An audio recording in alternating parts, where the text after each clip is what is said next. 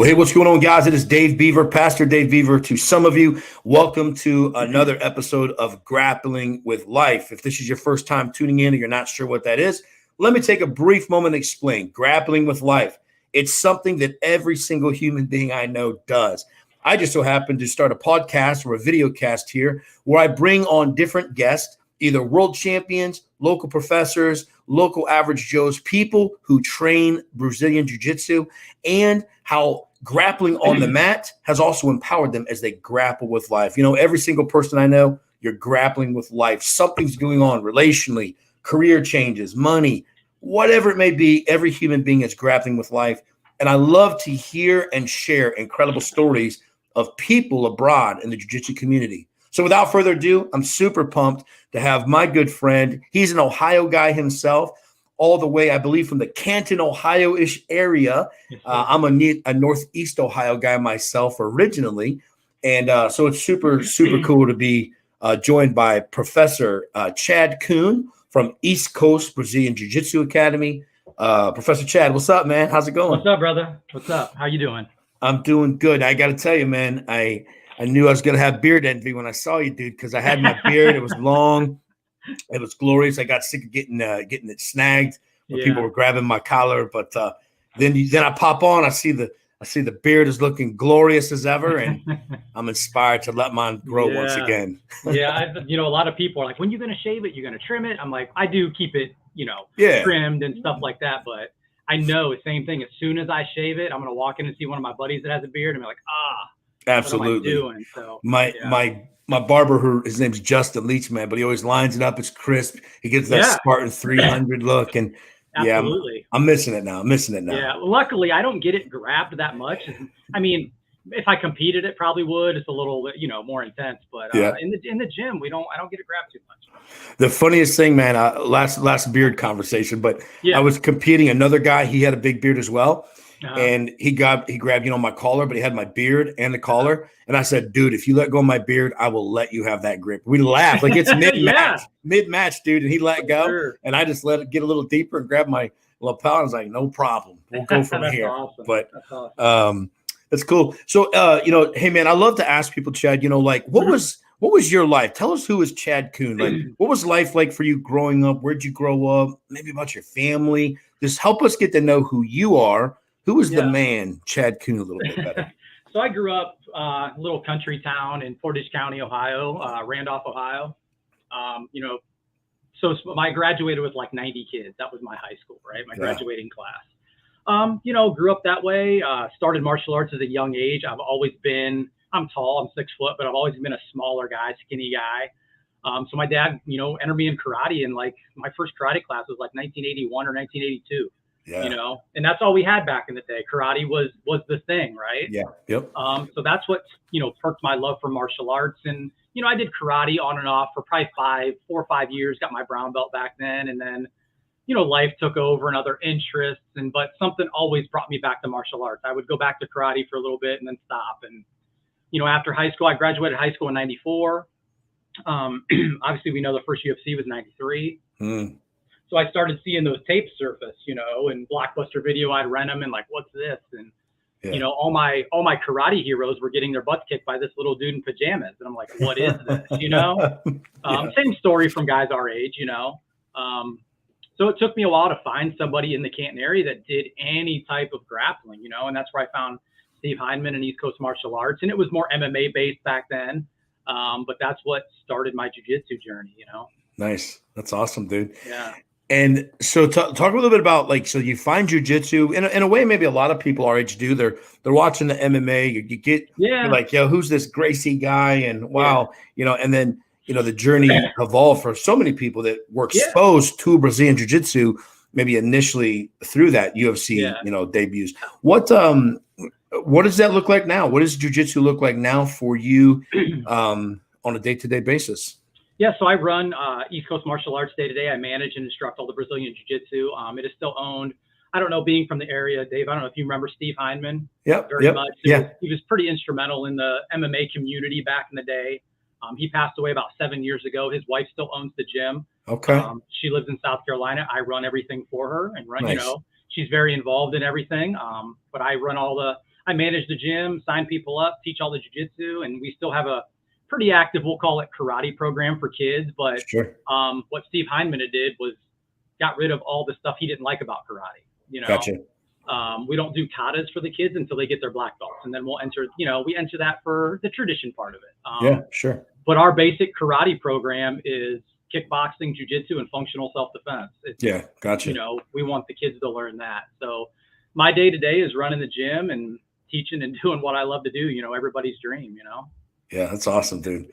Yeah, so it's come full circle. I mean, when I tell people, like, I started the East Coast doing jiu-jitsu back in the day, it was no-gi once a week, and you might have been doing clinch drills on the wall when you came in instead of doing jiu-jitsu, Yeah. I had no aspirations to fight MMA. I just wanted to learn some ground stuff. Yeah, for sure. So, that's awesome, dude. So it's just one of those like, hey, I know karate. I've been exposed to this. I picked that up pretty well. Kind of your first love martial arts. And that's what I love about it. Like, I know there's like the ongoing joke, right? Like, should I put my kid in karate or jiu-jitsu? Right. It's funny. I was one of those parents that like, I just didn't know any better, right? Like, my son got his black belt in Taekwondo coming up. Yes. Now he's a very smart kid. So like the art of it, he learned the katas and all that.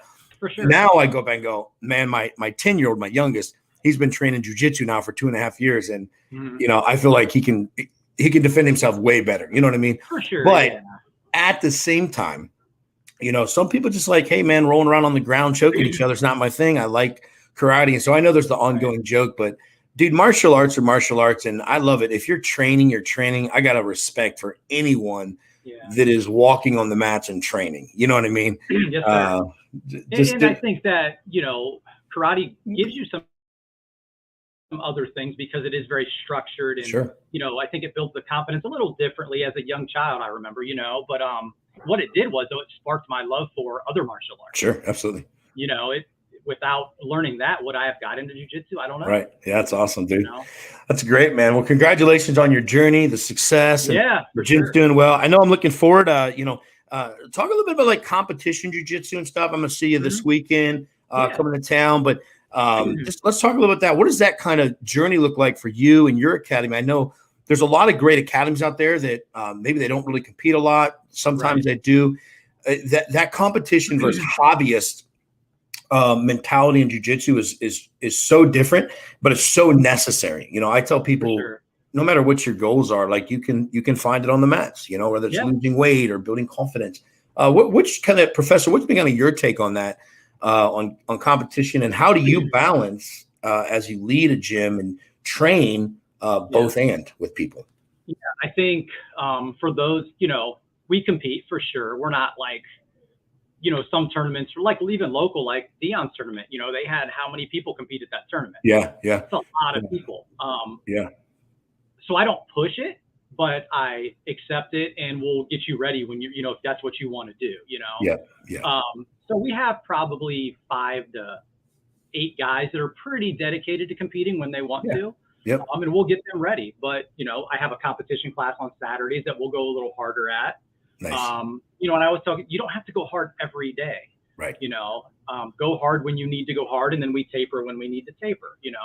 We got one of my guys, Jay Stu, is doing a super fight for you this weekend. Yes. This weekend we're going to chill a little bit. Get some rounds in, but there's no need to go hard. Right. But it's a little tricky because, like you said, there's a difference between a hobbyist and a competitor. Somebody that's really committed to competing. But yeah, we get them ready the same, and we'll, like tonight, not saying we'll do this tonight, but like we could go in and be like, all right, comp style, we're going to do like a comp style class for everybody, whether you're a hobbyist, whether you're 18 years old or whether you're 50 years old. This is how we're going to train tonight. And when you go live, you don't have to go as hard. You gotta, getting older. I'll be 47 this year. Like, it's different, right? But I'm still, but we're still on the mats. I'm still training with my students. Yes. I know the biggest thing is, somebody asked me a couple of weeks ago, like, how have you stayed, knock on wood, this healthy? It's knowing when to taper back. It's like, I used to be that guy. If the gym was open, if there was a class going on, I was there. I had to be there. Who's going to show up? What are they going to do? But I've learned to like, hey, take the weekend off, man. You don't have to roll on Sunday. It'll be there tomorrow when you get there. But Yeah. My response is I just stay injured, So Well, I always tell people, are you injured or are you hurt? Yeah, that's exactly right. Most of the time we're hurt. That's right. That's awesome, man. And you're right. It is completely different. And as you get older, the recovery time. I think so if you roll hard, if I go and roll hard, like I competed on Saturday, and then I made my purple belt debut. That was cool and all. But then I run the competition class on Sunday, and dude, a lot of times the next guy who's closest to my age, he's 30, 36 maybe, and everyone else is like in their 20s. So when I'm done on Sunday afternoon, man, it takes me an hour sitting in the gym before I can go to the car to drive it sometimes, and then the next day, but it's cool because that if you want to compete, I know there's a out there competing with these young guys and having a good time, iron sharpens iron, and it's good. But I've done better, like you said, listen to your body. We need to take a break. Yeah. Sit down. Let go of that grip instead of holding on so tight. If you got to, so your hands work properly. Yeah. Man. And being like you said, looking for that next guy that's close to your age is like that. But then put weight on top of that. I'm 150 pounds, 155 on a good day. Right.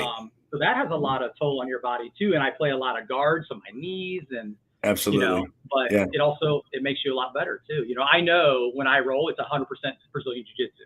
Yes. Yeah. That's awesome. I'm not forcing anything. I'm not muscling anybody. So if I get it, I know I got it. Technically. I love it, man. That's great.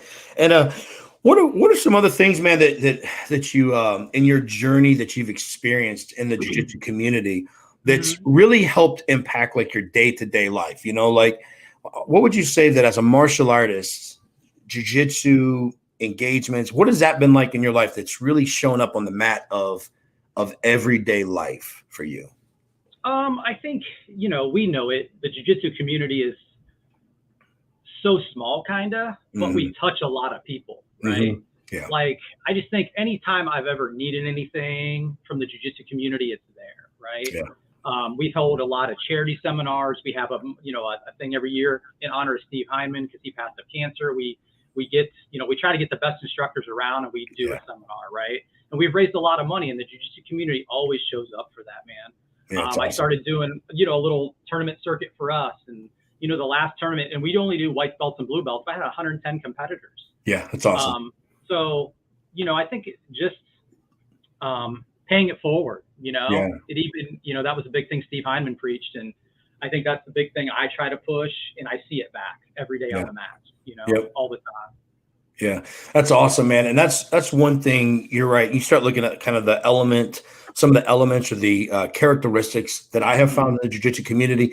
Don't get me wrong. You run across some bad apples. That happens anywhere in life. Yeah. But for the most part, I have really seen a lot of dignity, a lot of respect, a lot of charitable type people. I know yourself, all the good works you've done. You guys like my professor, Dave Freitag, things he has done. Even most recently, my partnership and sponsorship with Phalanx, right now they're doing they're selling a rash guard. They're doing a rash guard no-gi kit, and all the money, all the proceeds that come from the sale of that, they're going to pump that cash right back into local gyms. So they're raising the money and they're going to give all the money right back to the Jiu-Jitsu community on their Unity project. So it's pretty awesome.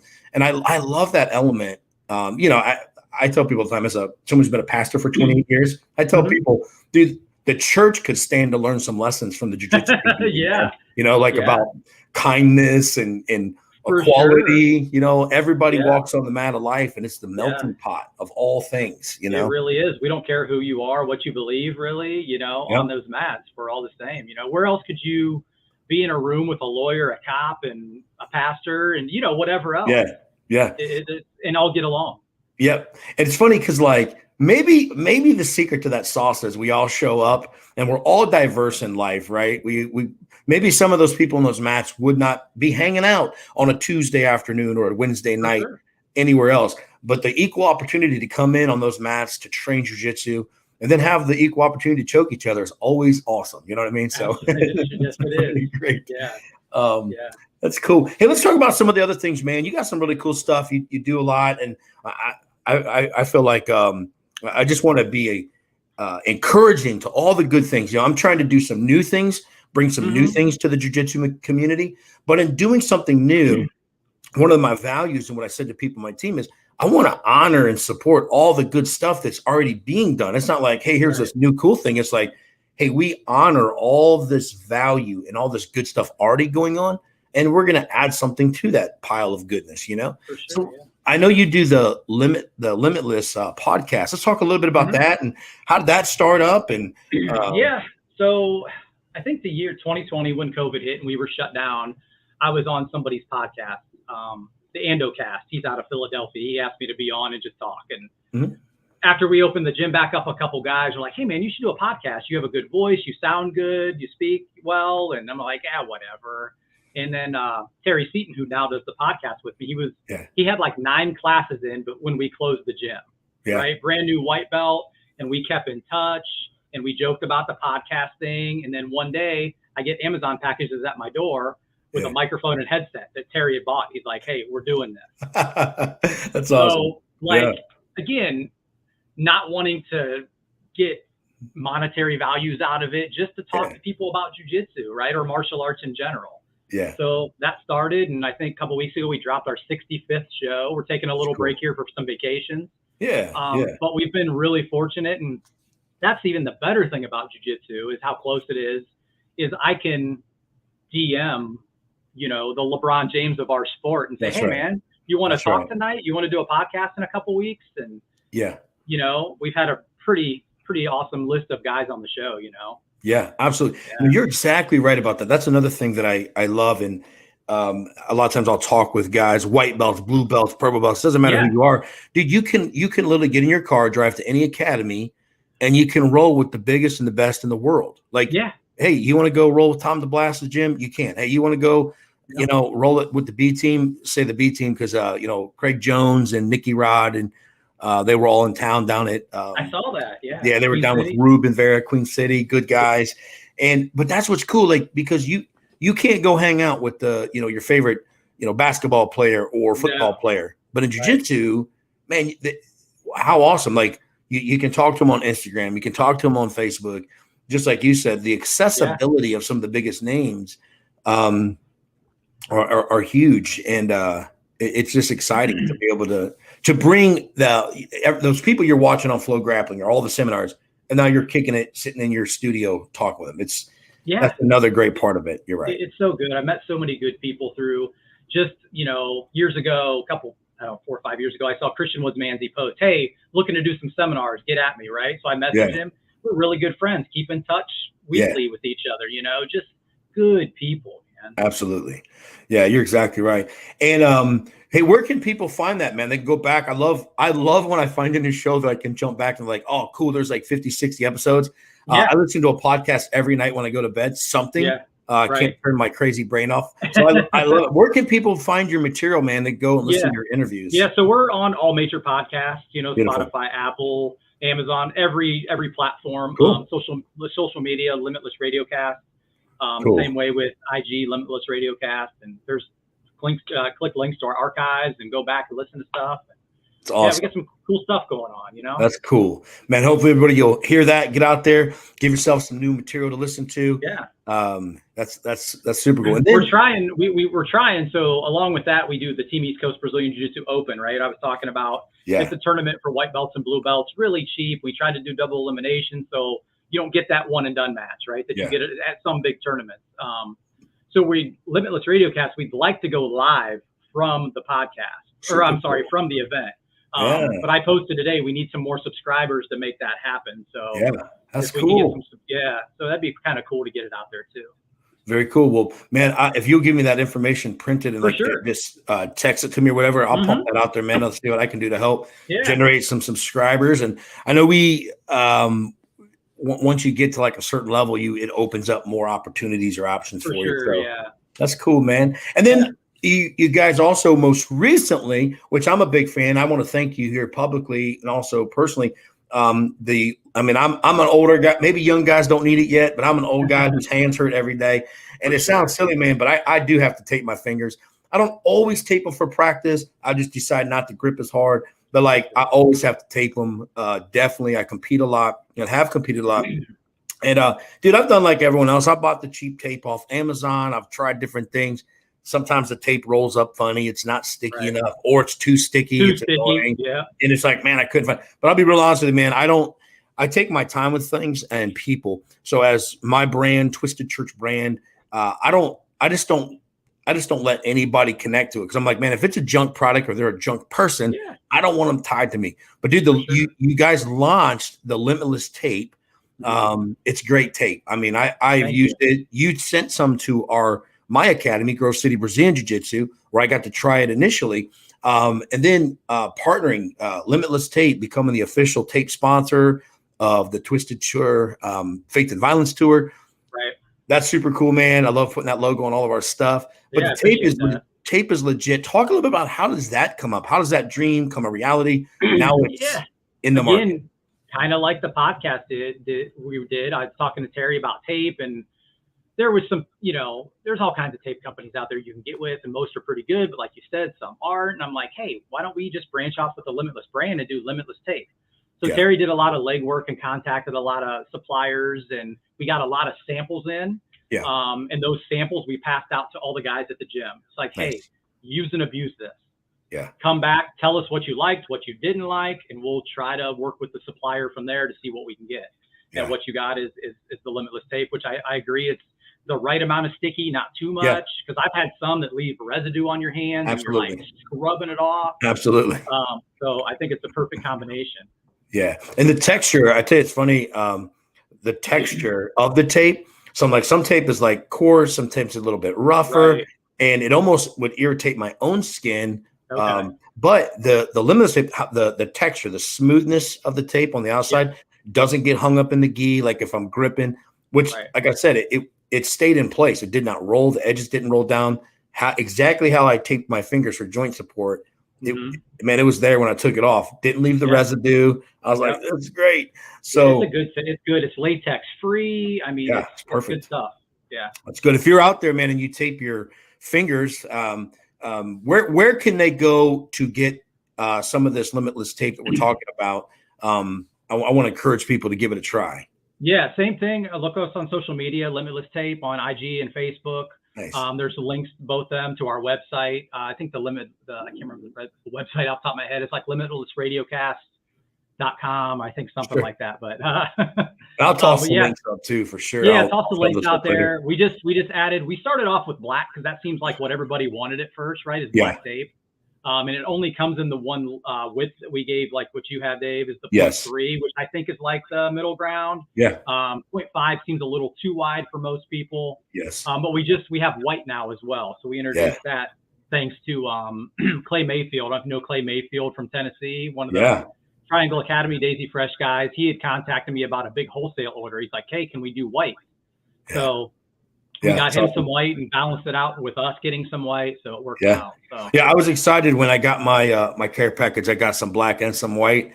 I might get a little freaky with it, man. I might tape like every other finger a different color. There you go. That works too. Little optical illusion as I'm snatching those collars. So, and for instructors and professors out there, the white works perfectly for belt stripes.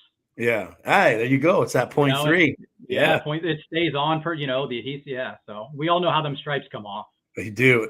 I'll tell you, it sounds funny because I'm one of those old school guys. I literally can say on my white belt and my blue belt, I have all my original stripes because I would not let them come off. When they would start to come off or they'd be all rolled down. Listen, I would like take an iron and I would iron them flat to my belt. I put super glue on them. I'm like, no, this little piece of tape is mine for life. Absolutely. When I got my first stripe on my black belt a couple months ago from James Slingerman, right? Yeah. And when I got home that day, I took like a glue stick. Yeah. And I glued every layer down because yeah, man, it's important, man. And I have a Kataro belt, which is a really nice belt, and you can actually send them your belt and they'll sew on the stripes for free as you get them.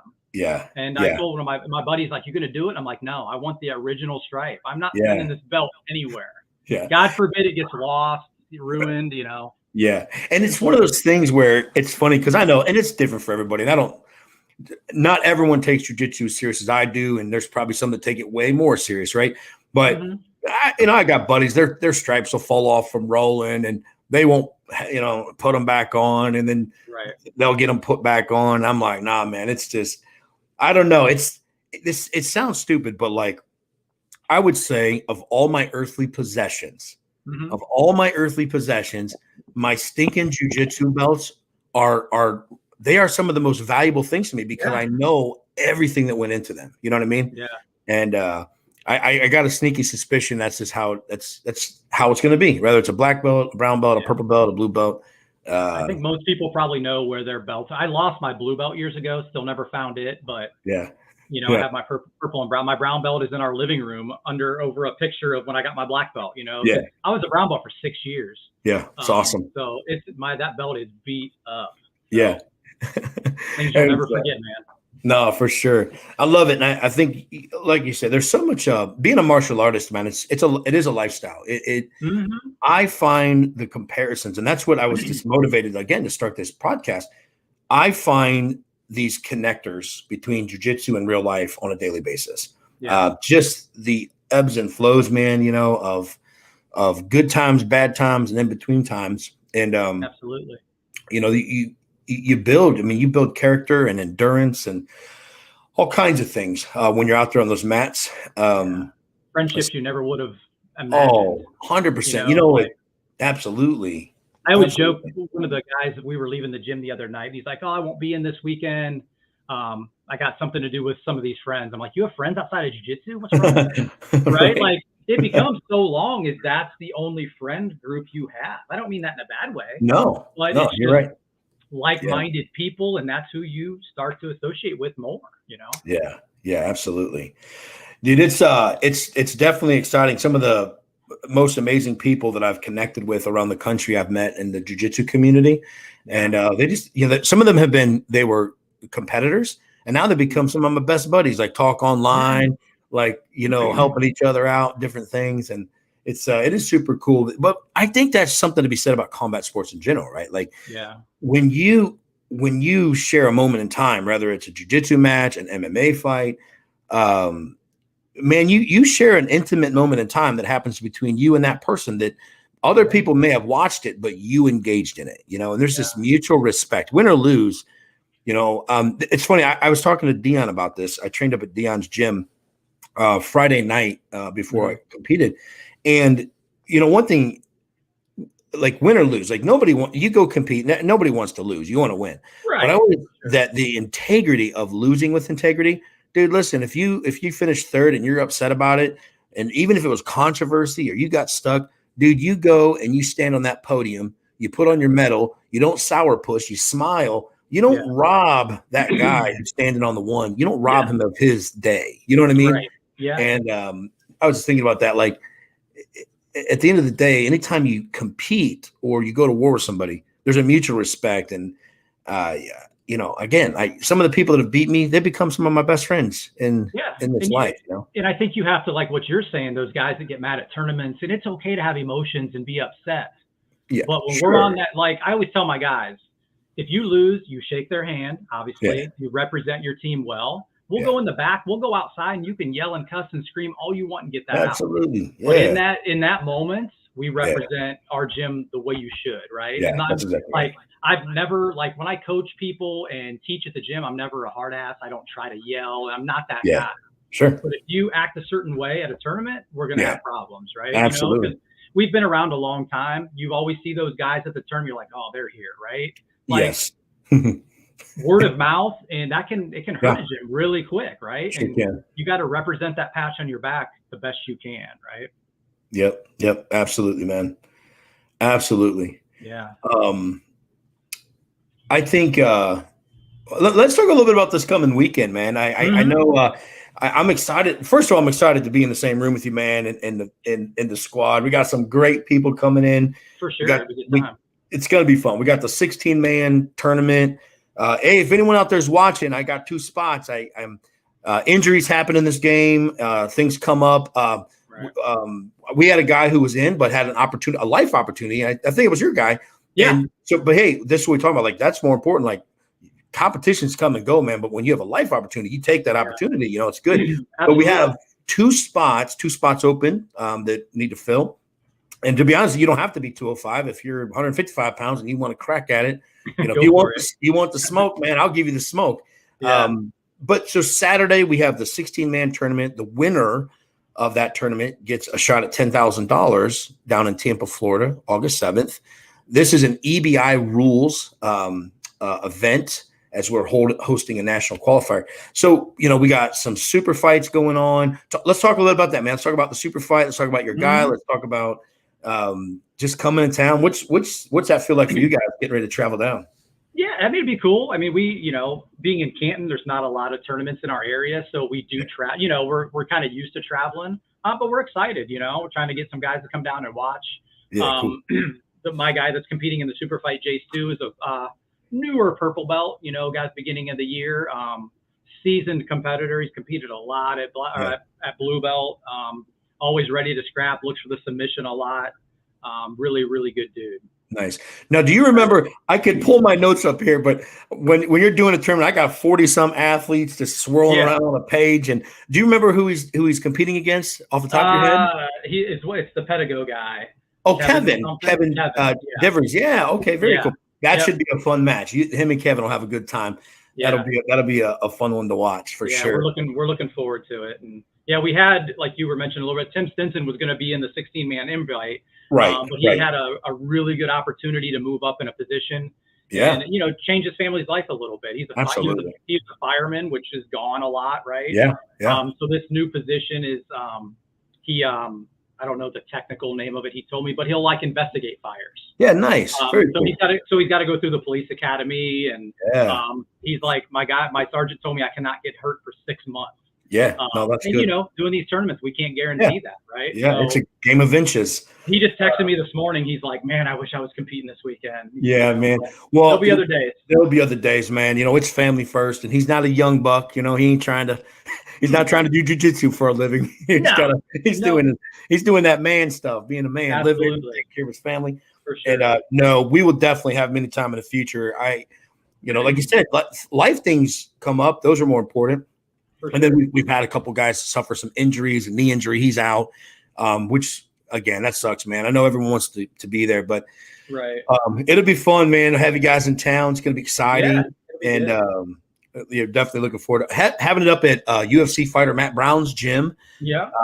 So it's a great location. We're going to do it in the cage, so it'll be be neat. I will tell you, you can pass this out to your gym. Hopefully, you can get some people to come down support. Yep. But they will be able to watch it on Combat Sports Now. So I have a professional broadcast company that I do all the pay-per-view for mixed martial arts and boxing. And so they'll be in town. They're setting up. So they'll be broadcasting this live and for free on the Combat Sports Now platform. So that's awesome. Yeah. So we'll get that out. You'll be seeing social media this week. Help make sure to share that on all of our platforms too. Yeah, for sure, man. Yeah. Hey, let me ask you this one last question. I like to end with this whenever I have a guest on. If you could say just anything to anybody out there today, right? Anybody who's watching, whether they train, don't train, may start training jiu-jitsu, just what advice would you offer up to any person listening about life in general right now? Not just jiu-jitsu, right? Just life. So I posted this, it's been a while, and I try to reshare it every now and again, and we hear about mental health and mental wellness is kind of a hot button and a buzzword anymore, right? Yeah. So, you know, I've had some anxiety issues over the years and I didn't talk about it a lot. You know, I was kind of, my kids didn't know about it. I didn't tell people at the gym about it. I would just feel myself retracting, right? And I would say, hey man, can you cover class tonight? I'm not feeling good. And I wouldn't tell them why, right?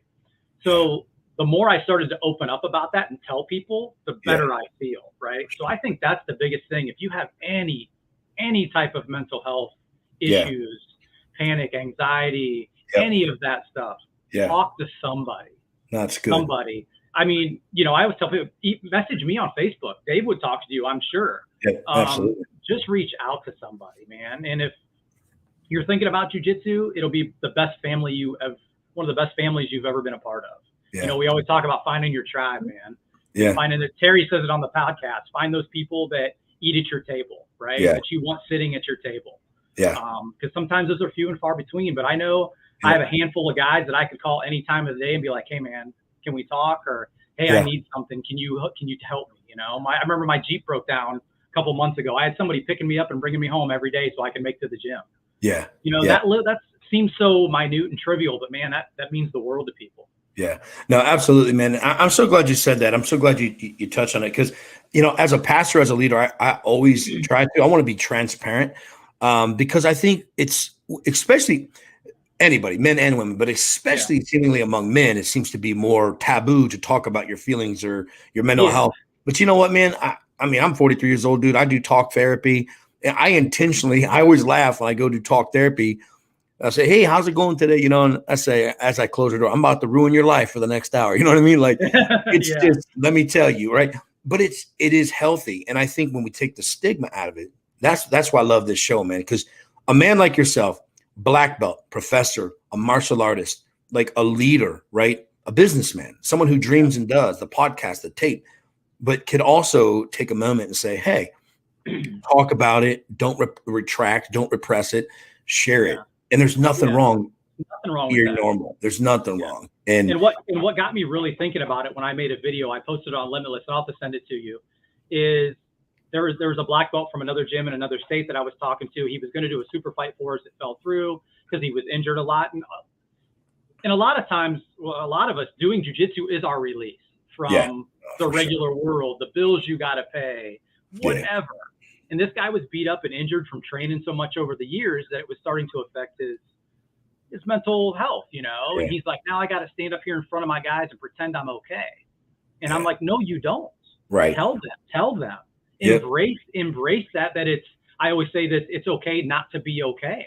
Absolutely. I think that's the biggest message we have to put out there. And like you said, like my dad was old school. My dad passed away in 2009 of cancer, and he didn't really get more emotional until he was diagnosed, you know, because it was like the old school way is like, we're macho and we don't talk about that and that kind of thing. So I think that is kind of a thing that it's okay to be like, hey man, it's okay. It's okay to feel that way. Yeah, absolutely, man. It doesn't make you it's not like toxic masculinity, you know, it's like, it's good. You can be rough and tough and gruff, but at the same time, being in tune with your emotions and sorting through those and understanding like, hey, I say that same thing you just said. It's okay not to be okay, but it's not okay to stay there forever. Right. So as long as we don't get stuck there and we, you know, and then it becomes where we just lay down here and die in life, you know, we got to work through that process. So many people get stuck there because they don't talk about it. They don't open up about it. They're embarrassed by it, whatever. And so it's reinforcing, I think, with men like yourself, give other men permission to like, bro, it's okay to, it's normal. It's all of us. We just have been told not to talk about it the majority of our life. And we're breaking that. Yeah. And working through it's tough, man. Figuring out who you want to talk to about it. Everybody's going to deal with it different. What, like I would say, calms you down is going to be different for me than you. And God love my girlfriend, Autumn. She's helped me through that tremendously on how to meditate or how to, you know, I've been doing lately is getting outside and doing some grounding, like walking around in your bare feet. Absolutely, you know, man. That's huge. I started reading a book called Earthing. Yes. That I was listening to another podcast with John Combs. He was reading it. I'm like, and I'm not, you know, I haven't read a book since high school probably. But I'm like, you know what? I want to do some different things. I want to start reading more. I'm going to get outside with my bare feet. You know, it seems silly but man, it's huge. I'll tell you what's really important. I love this conversation. So I love psychology. I love the whole mental health topic. Because like yourself, dude, I went through a season, man, major panic attacks, serious anxiety, like dude, like for like 3.5 months, this is no lie. Probably a lot of people don't know this, but I couldn't drive on the highway, man. I had a massive panic attack on the highway, ended up in the hospital, thought I was having a heart attack, was convinced I was going to die. And because of that traumatic experience for like 3.5 months, I couldn't, when I'd go to drive on the highway, I would immediately start having a panic attack thinking, it blew me away. I was like, I'm 40 years old. I've driven all over the country. I've flown around the world by myself. I've been in some of the most chaotic situations. And now I'm 40 years old and I'm having a hard time driving, or, you know, it blew me away. But that process of just owning it, what you talked about, getting outside in your bare feet, walking out on the concrete or in the grass in my bare feet, and also bergamot oil. I used to carry this little bottle of bergamot oil, and I would smell it, and it would just help me just to kind of chill. And I was like, hey, this is a good deal. Those cognitive behavior skills, I think is what they call them. So again, those are, think like this, right? Here's the application I would say for jiu-jitsu. This will lead to my next question about jiu-jitsu with you. Whenever I would get stuck on the bottom, let's say I would get stuck on the bottom and I would start panicking. And especially if someone's like their gi skirt fell over my face, I'd feel like I was suffocating, right? I would panic. And I was like, but now as a new purple belt, I'm in those positions. I don't panic. I've learned to like breathe, move the skirt out of my way. Like, okay, slow your breathing down. It's the same kind of thing with like mental health. You learn skills. I'm in this situation. Okay, but I'm not going to be here for long. Whatever, you work through it. Yeah. In your let's talk a little bit more about jiu-jitsu for a moment. In jiu-jitsu, your jiu-jitsu, where's just a place, man, you hate to be? You're like, gosh, when I'm in this position, dude, it sucks. I hate being here. What's that spot for you? Man, I don't, maybe S mount, somebody that's really good at beginning that pressure, right? I can feel it. Especially, when they get the arms up, your arms up past your, when they do it like they're supposed to, that's terrible, man. And so many, being a smaller grappler, a lot of those side control, there's a lot of those positions for me, but that S mount, that's probably the worst. Yeah. There's a guy in my gym named Nathan Miller, and dude, he would get to that S mount and then do that arm bar. And you're just, you want to tap from the S mount pressure before I ever get to the arm bar. I'll just, okay, get off my chest.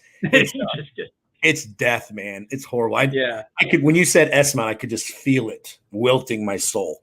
And then the other one, what would be a position you just love to be in? Like, man, if I can get to my sweet spot, this is a technique I love or a position I like. Yeah, so I play a lot of open guard.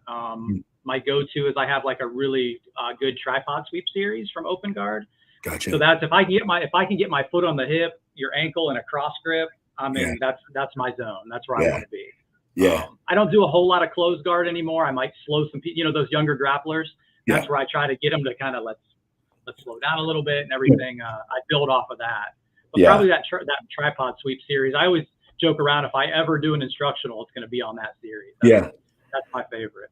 That's awesome, dude. And I like that. I hate playing against a guard player that's 6 foot tall. That length's a problem.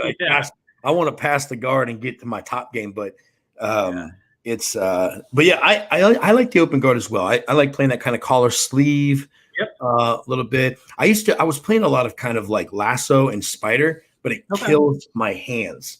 So I started playing more of that kind of collar sleeve, and it's slowed it up a little bit. And I don't want to say that collar sleeve, you can be a little, for lack of a better word, lazier on your grips. Not as aggressive. When you're playing lasso and spider, it's very it's an aggressive game, right? If you want to play it correctly.